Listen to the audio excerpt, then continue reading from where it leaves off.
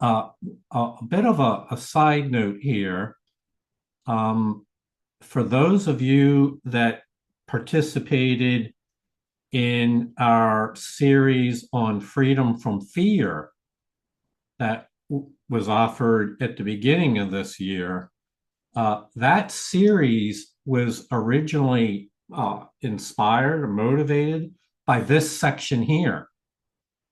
And the more I explored this section, the more I realized, well, there's a number of other things that need to be reviewed to paint a bigger picture. The section doesn't stand all by itself in terms of understanding freedom from fear. And so that's how it developed into a larger series. And if you did not experience that, would recommend you check it out on YouTube in our Freedom from Fear series. So we'll be talking a lot about the mind and how the mind responds with fear. I really like this image here. I found this on the internet. And because it's a little Pac-Man, I don't know if you can tell there, but that's a Pac-Man turned angry. And then this would be yourself that is intimidated by this gigantic ego here. And so the course teaches that whenever you respond to your ego, you will experience guilt and you'll fear punishment. For guilt is so acute that it must be projected outward onto the world, onto others, and even onto your self-concept.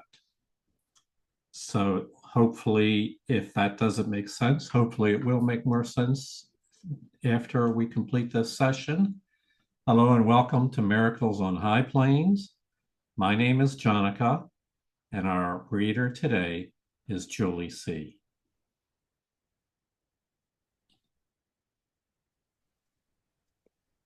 Being afraid seems to be involuntary, something beyond your own control.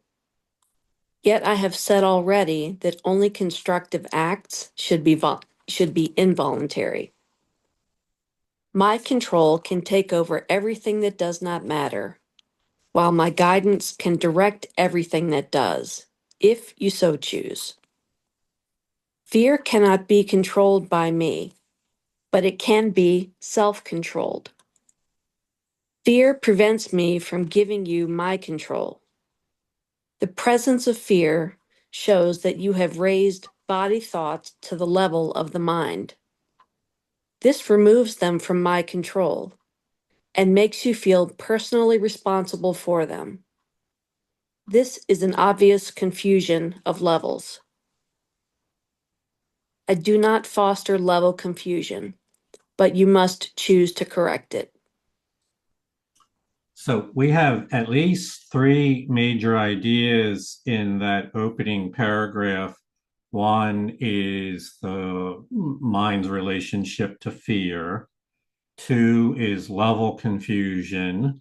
And three is the role of Christ in helping you to guide you along, and that being interfered by fear.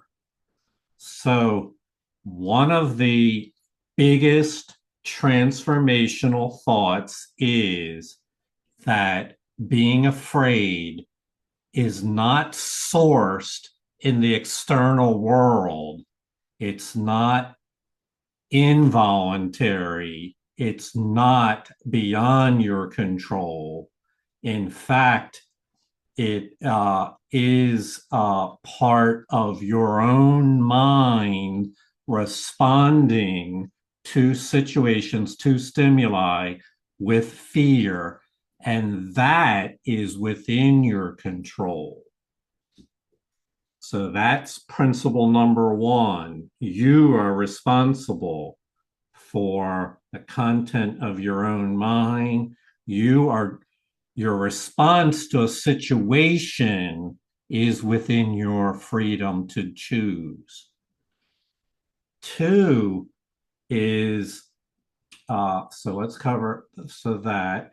Two, let's look at it from the point of view of where does all this come from? Well, it when a stimulus occur, fight or flight syndrome is a physiological response to an external stimuli whereby we either flee or fight. And it's very quick. In fact, they now know that when you get stimulated, your mind gets stimulated even by a sound like a popping balloon. Your body, in less than 1 second, your body mobilizes energy to respond to that stimulus. Well, presence of fear shows that you have, I'm going to get my pointer out here, that you've raised thoughts, bodily thoughts, to the level of the mind. For in other words, when the balloon pops, I'm using that as a simple example. When the balloon pops, you then say, something is wrong, I'm in danger. And you do that because you can feel it in your body. It's a automatic response that the body will respond to that stimulus. And then you interpret that, you raise these body thoughts to the level of your mind. And now you believe there really is something to be afraid of. And unless you practice mind training, at that point, you can become completely overwhelmed by something as simple as a loud noise. And when you do that, you enter into a state of mind where Christ cannot help you. We would say your mind has chosen to respond to the situation fearfully.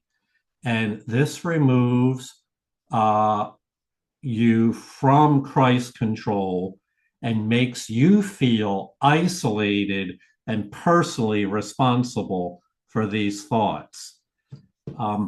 We should say this is an analysis of what goes on. Most people are not conscious of this. We're really breaking it down at a level that is most often experienced as subconscious, but you can increasingly learn to observe how your mind responds to things. The Holy Spirit will help to expose many things that were hidden in your subconscious, and bring them out into the light so that you no longer react to them with fear. There was one more thought here, which is a more deeper, more advanced idea that we won't spend a lot of time on here, but it's the idea of Christ control. Constructive acts, which are miracles, are Christ controlled. During that period, lower order realities that appear in time and space are adjusted by Christ so that you can function in the zone of being right-minded as a miracle worker. So we call that Christ control. That's a lot different than ego control. So we want to contrast Christ control with ego control. So let's summarize here. Fear cannot be controlled by spirit, but it can be self-controlled. That's the principle, as hard as it may be. Because all this happens so quick, the stimulus occurs and the fear reaction of your mind occurs often within less than a second. The mind incorrectly assumes that the fear results from the external stimulus. And most psychologists believe that. What we're being taught here is it's that you have a choice in how you react to bodily sensations, how you react to that situation. You must choose to correct it. And that cannot be just done in theory. One has to learn to choose to correct one's errors, one's miscreations. We'll explore that more as we go on. So I know that wasn't perfectly clear. None of it will be until we get to the end of the session. And I don't know that it'll be perfectly clear, but then you'll be able to go back and read it with clarity. This is true of this section as well as really all the sections. I do not foster level confusion, but you must choose to correct it. You would not excuse insane behavior on your part by saying you could not help it. Why should you condone insane thinking? There is a confusion here that you would do well to look at clearly. You may believe that you are responsible for what you do, but not for what you think.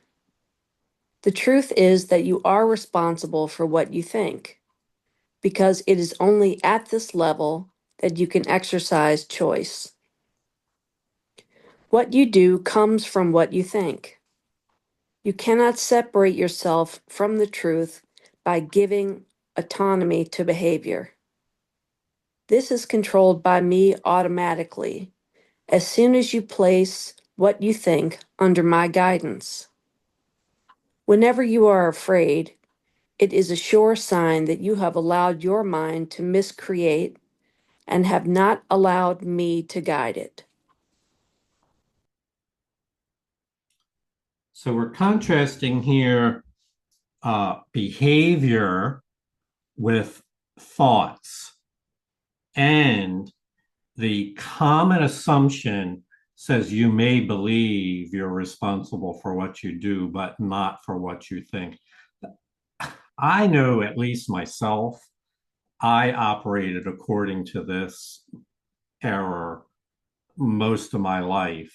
For in other words, I would restrain myself from behaviors which were unacceptable in the eyes of the law or morally acceptable. I had enough self-restraint that I wouldn't cross that line in behavior, but I would think about doing it. I would think about hurting other people or think about crossing the line. And I thought that that had no consequence as long as I didn't enact it in behavior. And I believe this is the general pattern, maybe not for everybody, but I think many people assume that if you don't do something wrong, then you're fine.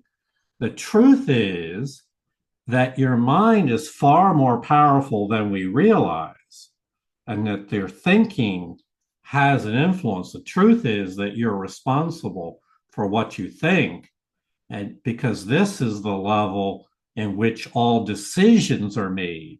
This is where you exercise choice. And so, as with everything in the Course of Miracles, it brings this back to what are the activities of mind? What are the thoughts and feelings that are functioning in the mind? And often we find that they're very chaotic and that we need to tease apart those things which are distracting and would lead us into self-destructive behaviors. We have to tease that apart from those things which are for our own good. We have to learn to do those things and not act upon every thought that comes strongly. Even if the thought comes strongly in your mind, it does not mean that the source of it is from your higher self. So You're responsible for what you think. Um, and one more comment here, or one more statement, and then we'll take some comments. Whenever you are afraid, it's an indication. Pay attention to how you feel. When you're afraid, that's a sign. You can recognize anytime you're afraid. And it means that your mind has been miscreating. That is, your mind has been endorsing illusions, faulty thoughts, faulty feelings, and making them real. That's another way of saying your mind is oriented towards the ego and making that real. Because spirit does not induce fear. Spirit induces love and peace. And so you've allowed your mind to miscreate, which means your mind is upside. We talked before about right-mindedness and wrong-mindedness. Whenever you're afraid, it's a sure sign that you are in a wrong-minded state and allowed your mind to take your own illusions and amplify them, making you thus really afraid. Jeff, you're on mute. Did you say me, Jeff, Johnny? Yeah, yeah. Okay, I didn't hear that part. Yeah, when I was in counseling and I would speak about the things that would go through my mind, and then I would fear that I might do them, I was always being told they're just thoughts, just thoughts. Yes. But I knew, but I said, but if I keep thinking about it, what is the possibility of me actually following through with it? And I'd just be told, well, you just don't believe the thoughts. That you just got to let them go. That didn't really make sense to me. I didn't understand it, but I understand it now. That thoughts are things. But I want to ask a question about the opening here, where it said when you respond to your ego, you will experience guilt and you will fear punishment. Right. But if I get caught up in telling a story and it's using, something, probably a judgment that I might have, afterwards, even though I felt right about my story, that's how I feel after I walk away, or I just don't feel good. Is that the guilt? It's usually, yeah. I think you would interpret that as a sign that you're feeling conflict, awkward, guilt. Guilt is a hard thing for me, at least, to really be aware of my own guilt sense. It's like buried so deep, but yes, that would be a sign of having been on your own in a separated state of mind, and thus feeling guilt from it. Yeah. So I was already experiencing the negativity of judgment Yeah. without really realizing that I was making a judgment because in my story, I was right. Right. And then why did I feel so bad afterwards? Yeah. Yeah. And that would be the guilt. It's a very circular pattern of judgment, which is not what we're here for, makes us feel guilty. And guilt makes us feel even more weak and afraid. And then fear leads us to continue to defend ourselves. And so it becomes a downward spiral. Not that we're conscious of all those phases, but they go on in the unconscious mind quite a bit. When you just said that, I didn't even recognize that to now, that I was fearing retribution, and that was the fear of punishment. Yeah, right. From the guilt. Right. Yeah. Yeah, I want Okay. to focus on something Jeff just said because it's part of a larger pattern that the therapist told him, those are just thoughts. And this is a part of a broader error of diminishing the power of the mind. In this session today, we're going to look at the correction to that. But we just want to point out that millions of people have been taught in various, I'm not saying every therapist or every school of therapy, but millions of people have been told by therapists, those are just your thoughts.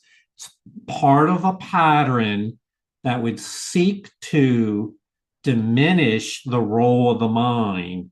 And the course is out to correct that error. And we'll cover that as we proceed. Let's go on.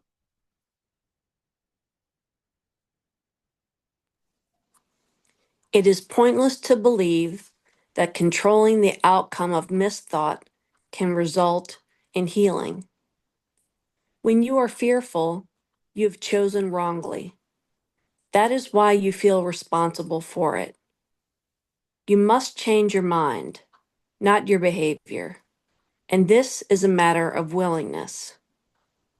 You do not need guidance except at the mind level. Correction belongs only at the level where change is possible. Change does not mean anything at the symptom level where it cannot work. Mm-hmm.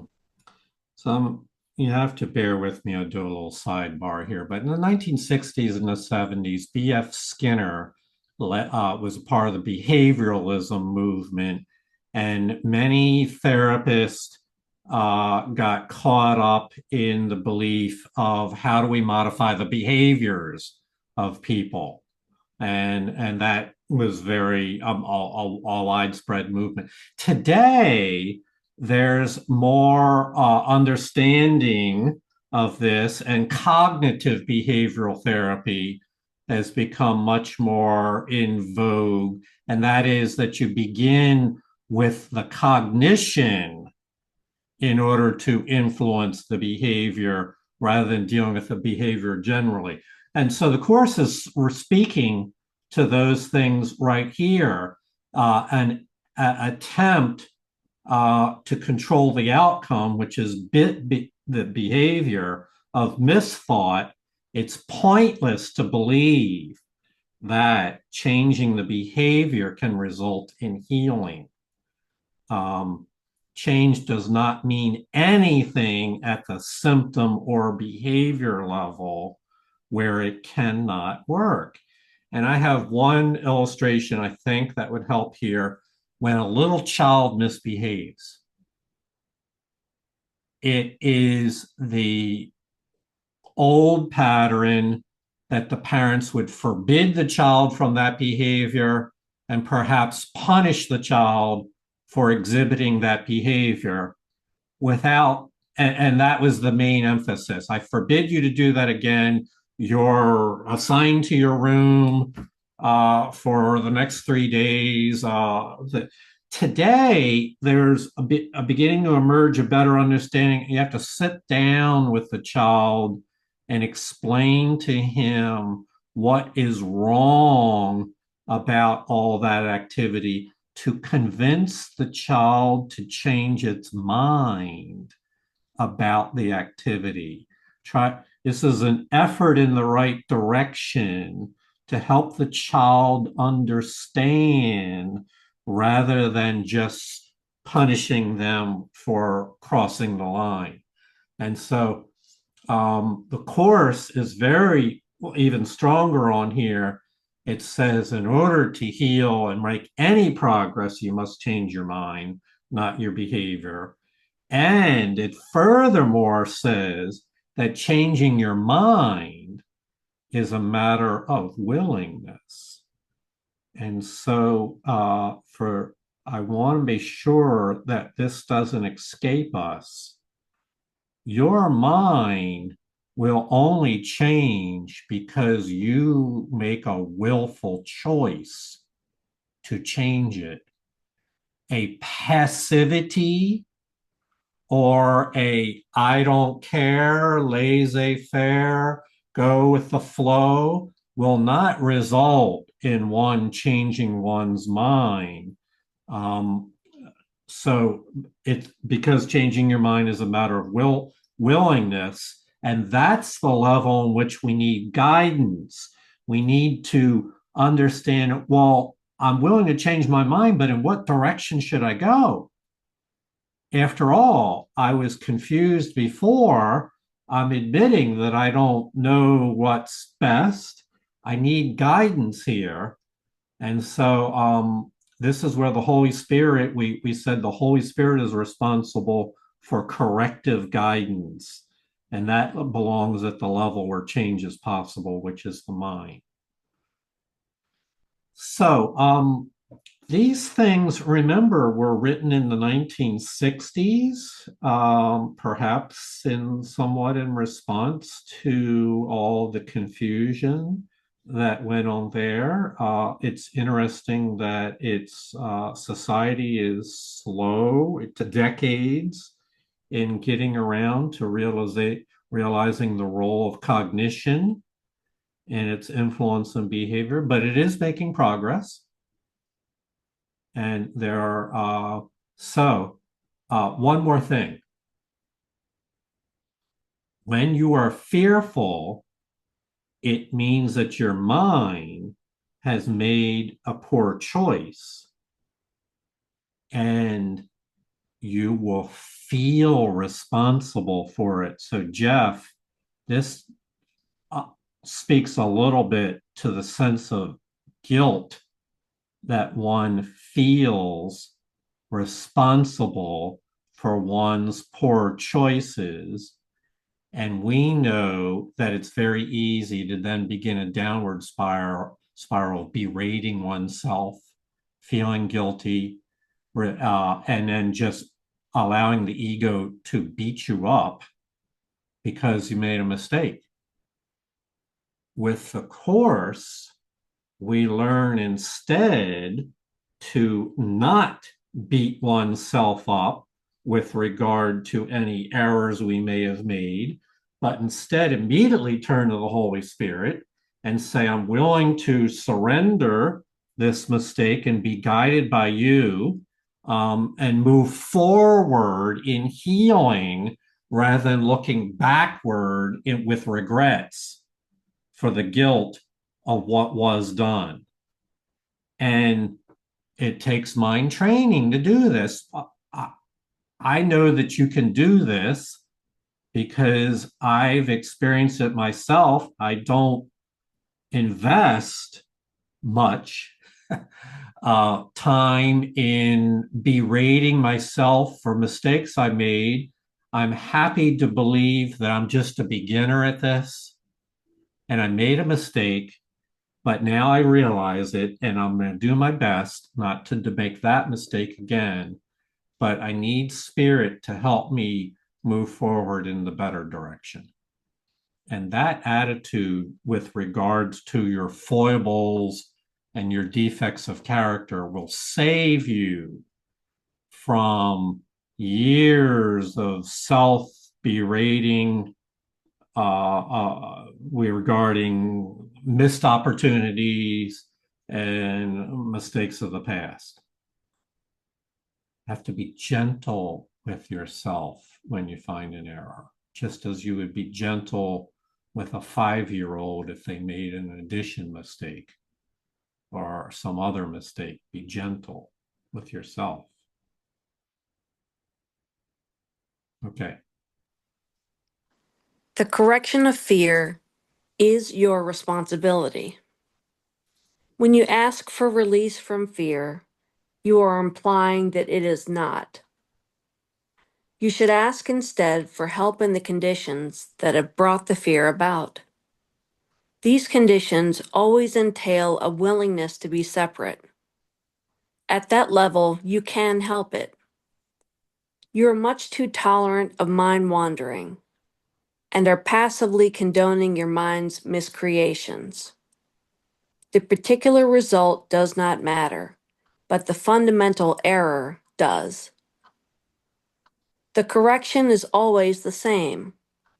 Before you choose to do anything, ask me if your choice is in accord with mine. If you are sure that it is, there will be no fear. So we did say that these are fundamental principles, and this paragraph certainly is most remarkable for that, because for millennia of time, when people were afraid, they turned to God to ask for help. Understandably so. They knew that they were overwhelmed by the moment and that they were somewhat helpless against it, and therefore they turned to prayer. I think there's that saying, in warfare, in a foxhole, there are no atheists. They're all praying to live. And rightfully so, when all that death surrounds you. Well, so that's the history of the past. Let's look at what we're learning now, that when fear fills your mind, who's going to correct that state? You. Remember, it's a matter of willingness to be guided higher. And prayer to be released from fear implies that it's not your doing that brought you into that fearful state. It implies that external factors are the cause of your fear. And so you should ask instead for help in the prerequisites, the conditions that brought the fear into your mind. And those conditions always involve a sense that I'm separate from God, separate from creation, that my safety and security and trust lies somewhere here on earth or in time and space, and that I have to figure out those things for myself.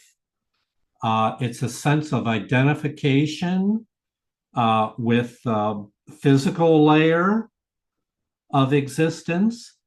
And so those are the conditions that bring about the fear. And that's something that you can make a difference on. Your choosing can make a difference on. So that's the principle. If it's to be freedom from fear, it's up to me. Now, here's what it takes in terms of applying this. Our minds have been much too tolerant of mind wandering, allowing one's belief and faith and power of their mind to go in whatever direction seems to be happening at the moment. It's a lack of control over the use of one's mind. It's a laissez-faire policy, mind wanderingly, where we passively condone whatever thoughts arise in the mind. This is the untrained mind. So if you have a fearful feeling, you spend a lot of time feeling the fear. Or if you have separate thoughts, you spend a lot of time embellishing them. Or if you have regrets about the past, you tell yourself that story once again of how poorly you behaved, or if you were wounded by somebody else, you retell that story once again and re-trigger your physical level with all the emotions and hormones and neuropeptides that come along with those states. And the story doesn't matter, the particular result does not matter, but the fact that we did this to ourselves is a fundamental error, and that's what matters. It's a fundamental error. It's like if you do have a reason to carry a loaded gun, it would be foolish to just point it anywhere and everywhere. While your mind is very powerful, it's like a loaded gun in the power sense of it. An untrained mind will mistakenly direct the power of their mind to whatever comes along. And this is a fundamental error. And so to correct that, here's the good news. Because these things are about the way we think and feel every day, that the fundamental correction to that error is always the same. You do not need an ingenious approach. You don't need to figure it out yourself. The answer is given, and it's always the same answer. And that is, you have to turn to spirit. What we use a formula: pause before you run off with your fearful thoughts or feelings. Pause, turn to, I call it, glance towards your soul and ask spirit for help. Ask spirit whether or not this prompting you're getting is in accordance with creation, with love. And after you ask, if you're sure that it is, you won't be afraid. For in other words, the inverse of this is, if you're still afraid, well, then that is a clear indication that your mind is not aligned to higher self. So what we would hope for when these are good thoughts is that you feel a sense of peace come over you. The way I would describe it is, while I'm not entirely certain, this is the best I can do right now, and I'm okay with moving forward with that choice. I'm talking about thought comes in and you say, is that spirit that is guiding me? And after asking, it feels like, this is the best I can do right now. And what more could you ask of yourself but the best that you can do right now? Okay, any questions? I know this is a lot. I want to make sure we don't just rush through it without you having a chance to chew on it and ask for help. All right, so we'll go deeper. Oh, wait a minute. Before we do, Noelle has a question. You're muted. Go ahead. So asking for release we should not focus on the fear itself. Yes. But on what I perceived as causing the fear, right? Assuming I can identify that. Yes. This assumes that you are conscious enough, you realize, oh my goodness, there's some kind of fearful thought in my mind right now, which, if you pay attention to your feelings, you should be able to recognize how that feels in the body. Tense, concern, anxiety, uncertainty. I feel it like weakness, inadequacy, etc. Those feelings you recognize. So assuming that you recognize it, our role would be to then, Noel, say, I must have invited this thought myself. This is a miscreation. Once you recognize it as a fear, know that that's a miscreation using the power of one's mind improperly, and then immediately be willing to let it go, to undo it. And this requires willingness, because this is changing your mind, because many of these fears are pet fears. Let's say it's a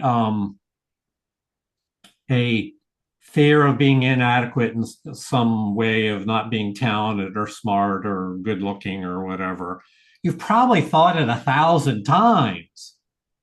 And so here it comes back up in your mind again. So it's very easy, Noel, to want to hold on to something that is habitually yours.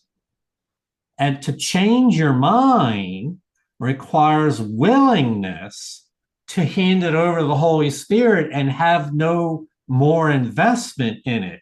So that is what heals, not the recognition of the fear. We'll read about this later on. To recognize the fear is in a vital step, but the willingness to turn it over to Spirit is where the healing begins.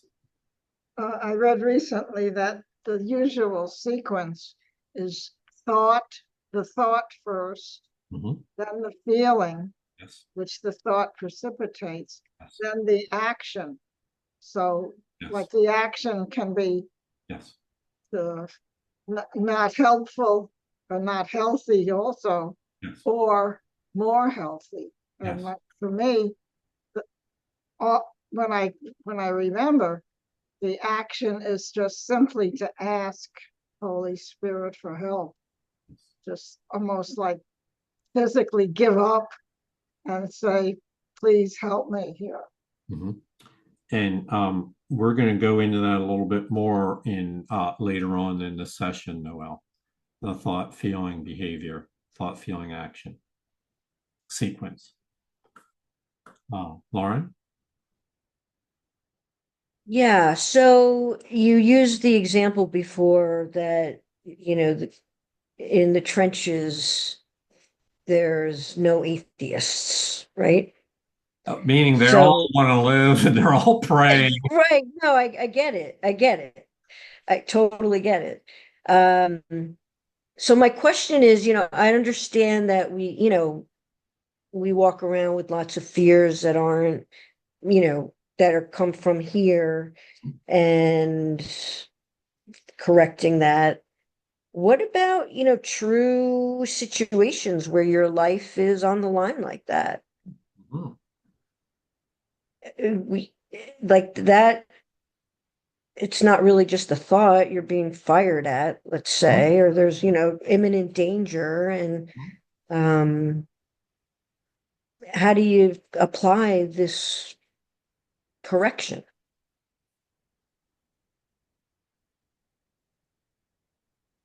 Well, when you're under fire, I would suggest you deal with it on the level of the problem, which is, I got to get away from this, which might be run, seek protection, or in other words, whatever got you into that situation, you got to find a way out. I'm being very practical here. I'm not being trying to be sophisticated here. Like I once heard a guy who's teaches self-defense mechanism. He says the best tool you have at your disposal is to run, or to avoid the encounter. That's your best defense. So, but oftentimes it's probably easier to see the applicability of this, Lauren, to someone who has been through the foxhole and is now suffering reoccurring nightmares about that experience Yeah. of the foxhole. So really, I'm safe at home, but the trauma of that is still triggering me. And so I think this is easier to see in that example Yeah. there. Yeah. Yeah. Agree. Um, I don't know if I've told the story when the piece of glass got in my eye. I don't recall that. Julie? Yes, but I don't remember how it goes. Yeah, let's see. Let me see if it's applicable to this. Oh, it's a great story. Do we have time? Yeah. So I'll tell the shorter version. My car was in Manhattan. Someone threw a heavy metal pipe over a bridge and it knocked a hole in the windshield of my car. And I decided, despite the damage, that there was literally a hole in my car. The windshield with its safety glass, it held intact. It didn't all, but there was a hole where the pipe hit. And I did not trust to have my car repaired in Manhattan. There was nobody I knew there. And I thought they're going to take advantage of me and charge me 4 times as much. So I chose to drive it home. And when I was in what's the name of the tunnel? You New Yorkers, help me out, Noel. Lincoln? Lincoln. Lincoln Tunnel, which moves along at 45 to 55 miles an hour. I can't see out the shattered glass window, but I can look out the hole. So I'm looking out the hole, moving in the traffic of Lincoln Tunnel, and a little piece of glass lands on the surface of my eye. And I became very afraid. And it was a speck of glass, not a chunk. It was a little tiny splinter of glass. And I thought to myself, if I blink, that splinter will get underneath my eyelid and it'll drag it across the surface of my eye. And while I'm driving at 50 miles an hour, looking through the hole, and I decided I better not blink. And I began to pray. And I didn't pray for God to take the fear away because I knew I was in a fix. I could crash. I could damage my eye. I could, oh my goodness. I just knew this was maybe the worst, most dangerous situation that I had incurred in my life. And I prayed. I said, God, I bargained. If you help me, please help me get through this tunnel and I will commit my eyes to you. If you help me save my eye, I dedicate my eye to you. And so the wind was coming through the hole and everything, and I was deadly afraid to blink. So somehow I get through the tunnel and it comes up out of there and there's a curve. I still can see it today and there's the sunshine and I pull over on the safety zone there and I reach in with a little spittle on my finger and touch the splinter and removed it from my eye and it was okay. And so my commitment was that I was going to commit my right eye to God And I did, and I did my best to try to honor that commitment. I didn't ask God to take the fear away because honestly, I needed the fear to be completely attentive to driving carefully and to not blinking under all this happening at once. I was so, how to tie this back to what we were saying. I knew I was in a fix. I knew the only way to get out of there was to pull over, but I couldn't pull over in the Lincoln Tunnel. There's no safety lanes. And I knew I had to get through that tunnel. I knew right away what I needed to do is get all the way through this tunnel without blinking. And I prayed, and that's what happened. I got through the tunnel without blinking, and I had no injury to my eye whatsoever.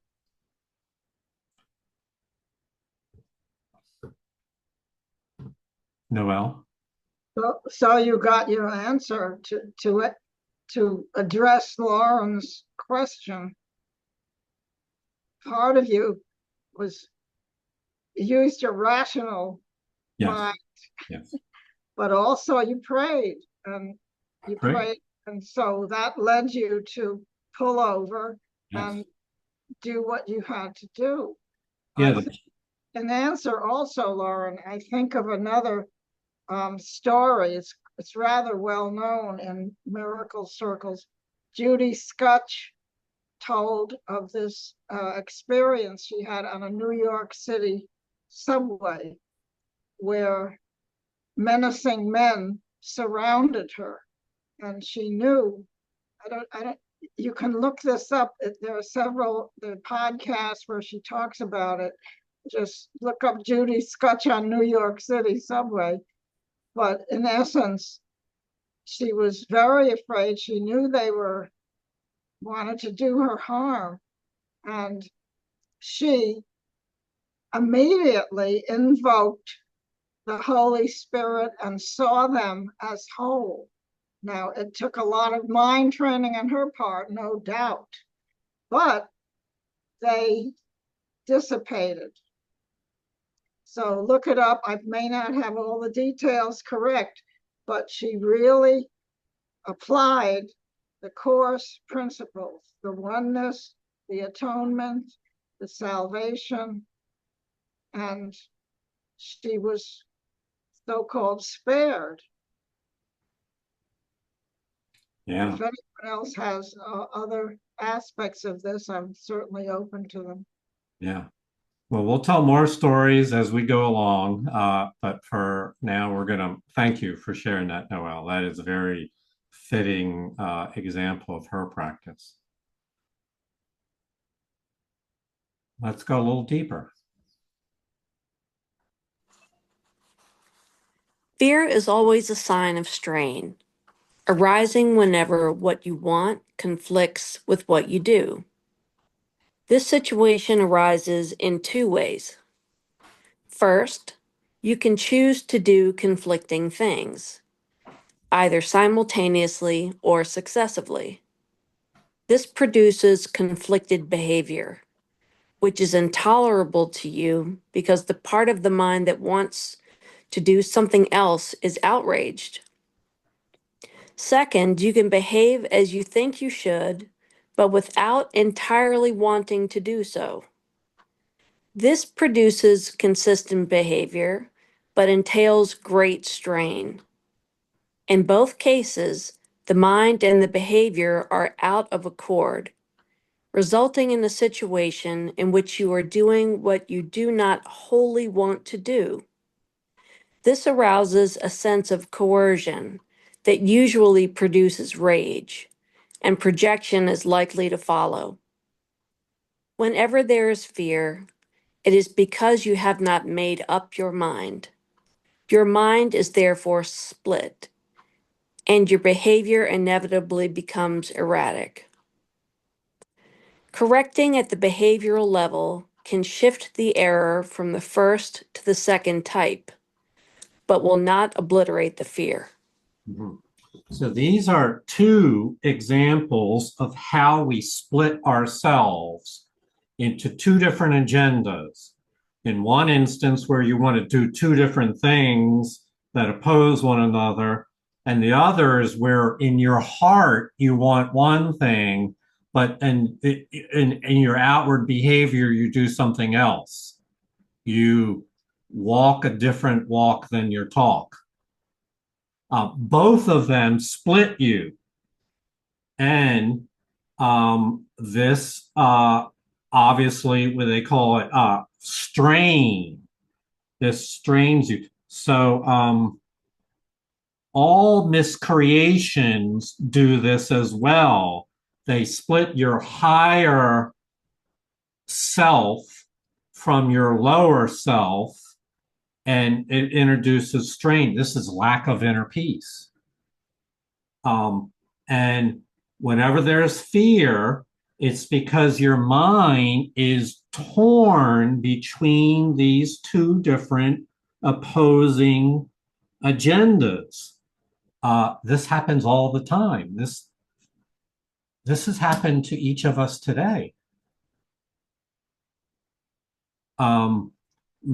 Because we're not on a unified goal that aligns with our higher self, and we instead got caught up in some kind of miscreation, which splits our attention away from a higher self and causes strain.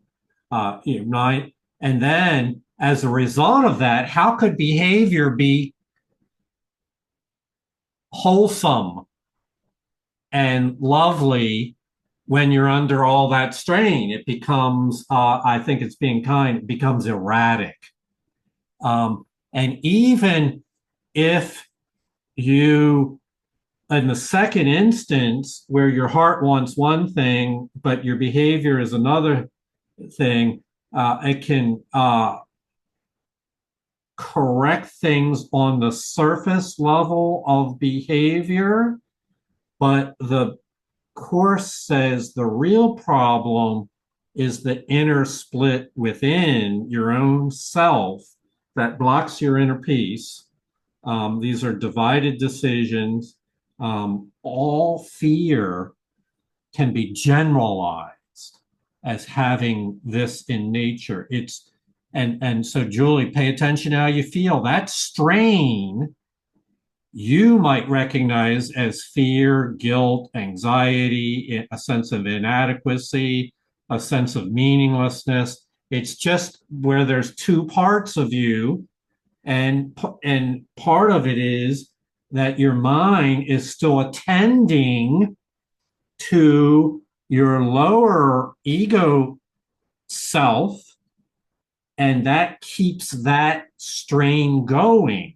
It keeps the conflict going. So obviously, the solution is to get rid of the ego and have all your motivation, all your thoughts and feelings, your sense of meaning and purpose align with spirit. And then it's no longer, your mind is no longer split, your behavior is no longer erratic. So this will continue on with that thought in the next paragraph. It is possible to reach a state in which you bring your mind under my guidance without conscious effort. But this implies a willingness that you have not developed as yet. The Holy Spirit cannot ask more than you are willing to do. The strength to do comes from your undivided decision. There is no strain in doing God's will as soon as you recognize that it is also your own. The lesson here is quite simple, but particularly apt to be overlooked. I will therefore repeat it, urging you to listen. Only your mind can produce fear. It does so whenever it is conflicted in what it wants. producing inevitable strain because wanting and doing are discordant. This can be corrected only by accepting a unified goal. Mm-hmm. It's very important. So we've been describing the nature of the problem and how it has layers and how it works into a spiral that can get really out of control. How that you have to recognize that that's what's going on in your mind. You have to be willing to acknowledge that the fear is in your mind because your mind is producing it. And you have to be willing to turn to spirit and say, I can't manage this, but I'm willing to change here.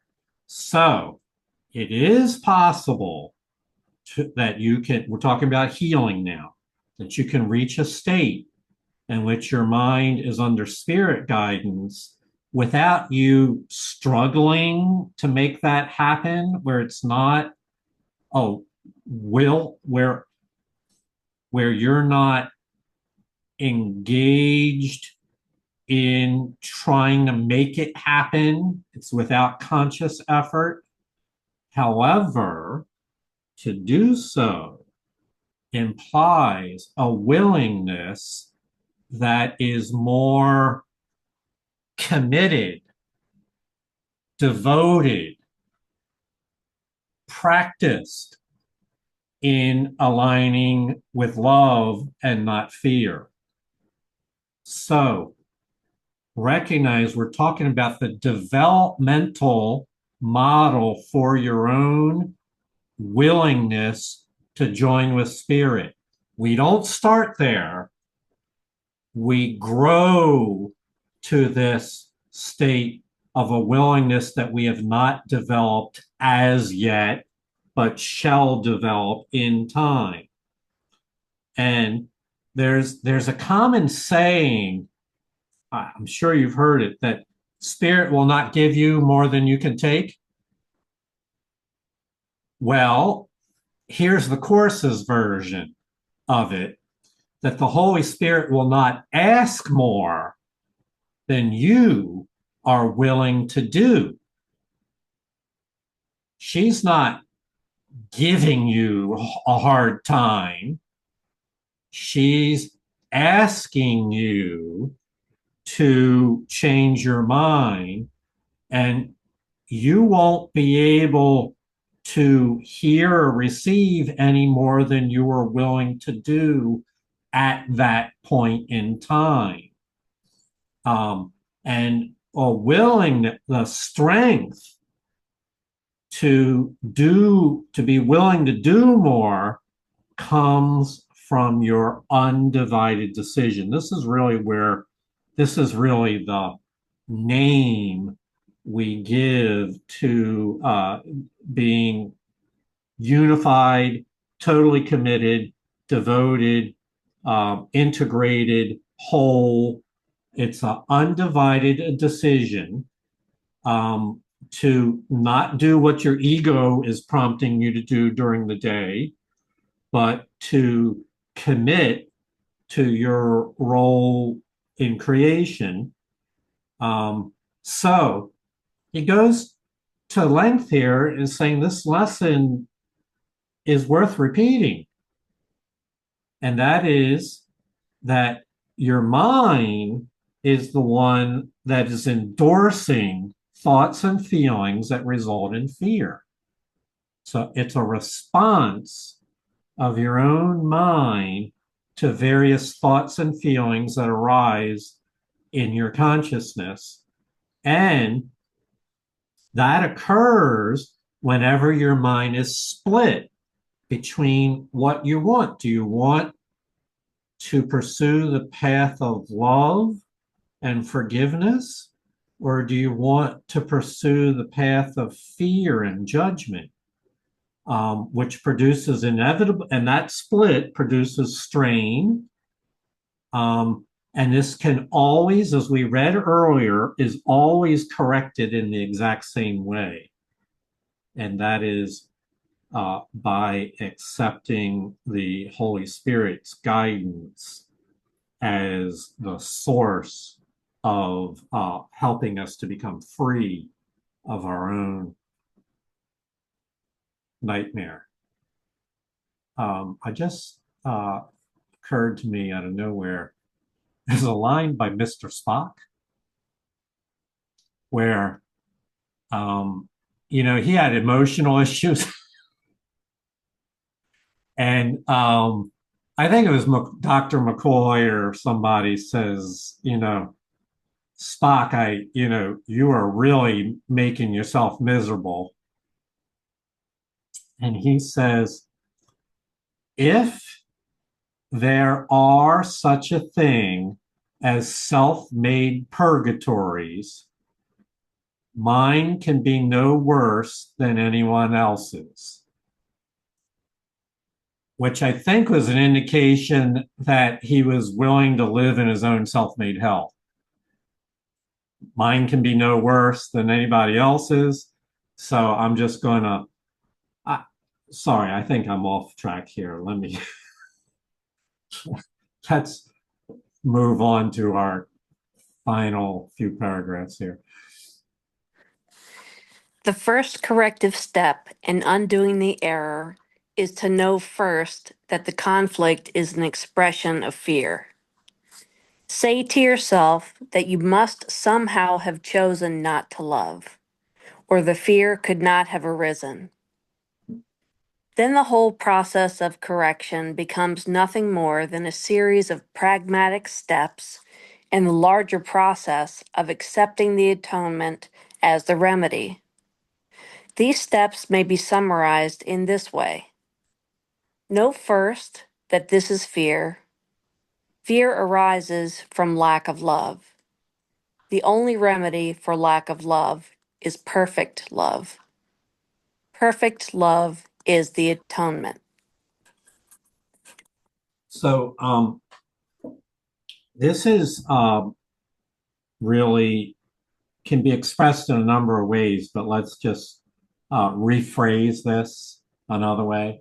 Noel said, well, this all assumes that you recognize that you're in a fearful state. Yes, first, know that this is a fearful thought. Pay attention to your feelings.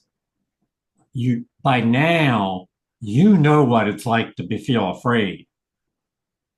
And I don't mean profound fears. I mean just those kind of senses all along the day of anxiety and all.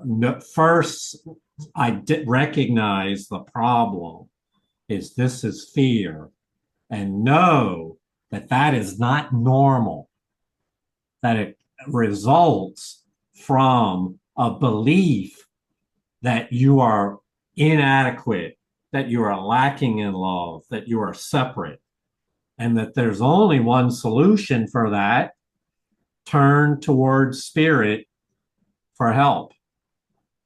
Give Holy Spirit your fearful beliefs. Don't battle it out on your own. It's a mistaken belief anyway. So turn towards the source. The only remedy is perfect love, which is the Holy Spirit in this sense. Okay, so we're going to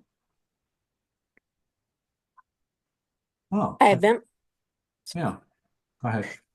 I have emphasized that the miracle, or the expression of atonement, is always a sign of respect from the worthy to the worthy. The recognition of this worth is reestablished by the atonement. It is obvious, then, that when you are afraid, you have placed yourself in a position where you need atonement. You have done something loveless, having chosen without love. This is precisely the situation for which the atonement was offered. The need for the remedy inspired its establishment. As long as you recognize only the need for the remedy, you will remain fearful. However, as soon as you accept the remedy, you have abolished the fear. This is how true healing occurs. Mm-hmm. So this last line, I've said it a few times. It's not enough to recognize that that was a fearful illusion. As long as you recognize only the need for a remedy, it's not enough to recognize you were mistaken, you were guilty, you were judgmental, you were afraid. It begins there, but that's not adequate. Because you will remain fearful. I became, for a period of time practicing the course, I became very effective at labeling illusions and fear as fear. And that was as far as I took it. However, it didn't mean that I was healing.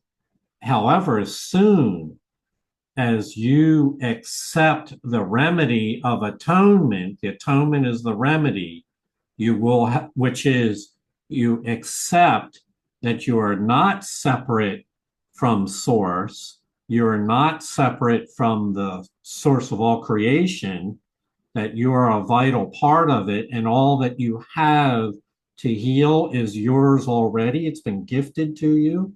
The minute you accept that, you abolish the fear, and that's how true healing occurs. And it's really quite a simple formula. It has to be practiced, but it's quite a simple. But so is a simple formula of the pitcher throws a ball at you at 90 miles an hour and you hit it out of the park. That's a simple formula, but it requires a lot of practice to do that. Oh, that was a baseball metaphor. Everyone experiences fear, yet it would take very little right thinking to realize why fear occurs. Few appreciate the real power of the mind, and no one remains fully aware of it all the time. However, if you hope to spare yourself from fear, there are some things you must realize, and realized fully. The mind is very powerful and never loses its creative force. It never sleeps. Every instant it is creating. It is hard to recognize that thought and belief combine into a power surge that can literally move mountains. Mm-hmm. So earlier, Jeff made reference to a therapist saying, those are just thoughts. And I talked about the pattern that is quite common of diminishing the role of the mind. Here, the opposite message is that the mind is very powerful. It never sleeps. Every instant it is active. Even while you are dreaming, it is active. And it is hard for us to recognize the extent to which that is true, the extent to which your thoughts and your beliefs literally create your life for you. And therein is motivation enough to want to use your mind to create along the lines of life and love and not allow it to go anywhere, because it's literally your life that you are living and creating.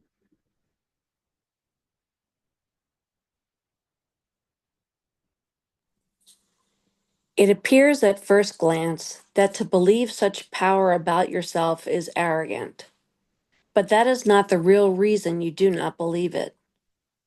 You prefer to believe that your thoughts cannot exert real influence because you are actually afraid of them. This may allay awareness of the guilt, but at the cost of perceiving the mind as impotent. If you believe that what you think is ineffectual, you may cease to be afraid of it, but you are hardly likely to respect it. There are no idle thoughts. All thinking produces form at some level. So this is an affirmation of what the therapist told Jeff. Your thoughts cannot exert real influence. Those are just thoughts.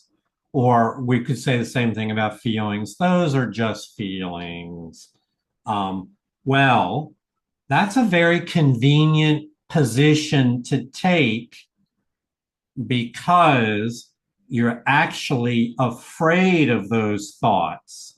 And so trying to diminish their power would seem to be a way of nullifying them. Oh, they're just thoughts and feelings, and thus this would be a false solution to the problem to diminish their power. We will talk much more as we go on about being afraid of your own thoughts, and talk about attack thoughts. And you might remember the image that I showed at the beginning of the Pac-Man that was very angry with the self, is being afraid of your own thoughts. So there are no idle thoughts. All thinking produces thoughts at some level. All the mind is very powerful. It does need to be trained so it utilizes that power for good and for healthy, happy life. It's your life. It's your choice. It's given to you along with free will to decide how you will use that power. This is a power to choose.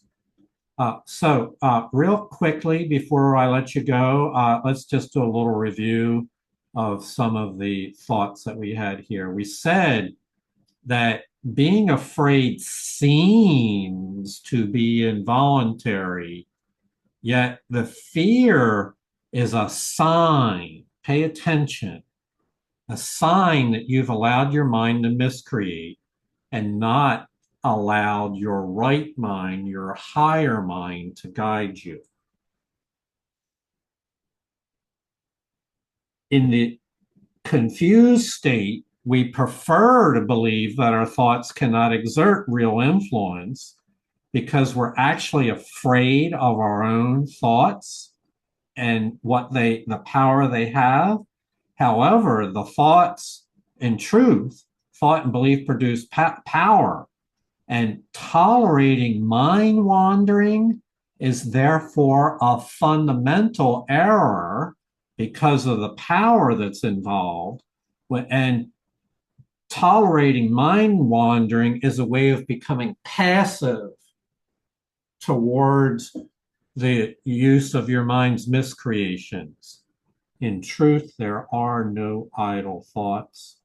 Whenever there's fear, it's because you have not decided between your ego and your higher self.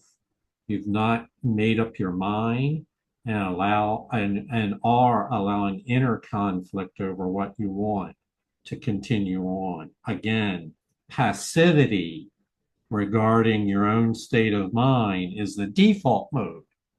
It takes a willingness on your part to change your mind.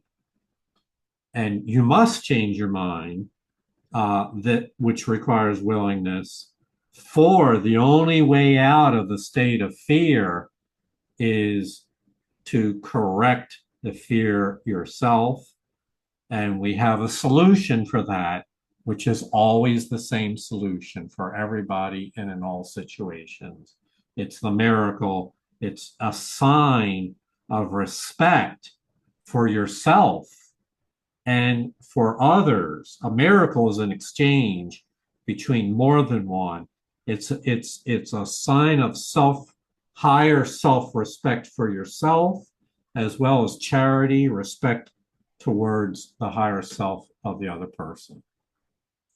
So that brings us to the end of this section. But that's not the end of being free from fear. That's the end of the framework of what's involved in accepting responsibility for the power of your mind, and then learning to recognize those fears come from within and that you can choose to pause and turn to Holy Spirit and ask for if you're willing to give over your fearful thoughts, then Holy Spirit, you can be certain, will respond in kind. So that's as far as we're going to read today. I've got another 20 slides that's for another day. And I want to thank you, Julie, for reading. Thank you all for having the willingness to apply your mind to this undertaking, for freedom from fear is what makes people happy. This is the path to happiness. And when you progress along that path, you'll find that you're not the only one that benefits, but others benefit from your happiness as well, from your inner peace as well. So thank you, my brothers and sisters. We'll look forward to seeing you again soon. Namaste. Thank you. Thank you, Namaste. everybody. Have a great Thank night. you. Bye-bye. Thank you. Thank you, everybody. Good night. Have a great week. Good night, all.